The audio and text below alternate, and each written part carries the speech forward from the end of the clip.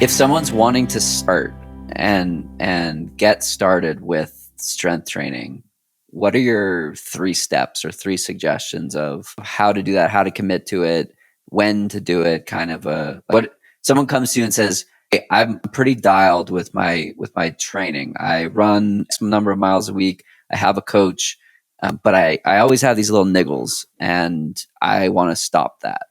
How do you attack that? That. Yeah.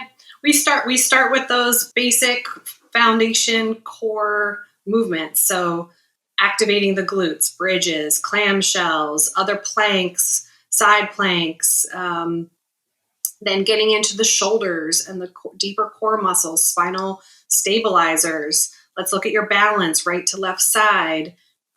What's your hamstring flexibility like? So we kind of get into all of that, do a little assessment, but make people move and see how their movement is, and just teach proper form, and then just dial it over and over. I would say, 2 times a week minimum. If somebody's willing to commit 3 times, then you can kind of split it up and focus a little bit more on certain things. And depending on how much time they're going to commit to you, if they're running like 4 or 5 times a week, they will have, I would like them to do 2 strength trainings a day, or strength trainings a week, or we break it into shorter, like half-hour blocks, and they do that before or after their runs, depending on what body part it is and what kind of training block they're going through. How tired and how sore their legs are might dictate how hard to go on the strength training for their legs.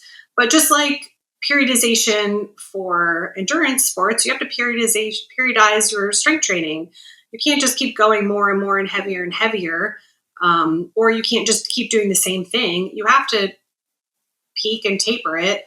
You need some deload weeks, and you need some weeks where you do some different stuff and mix in some different things.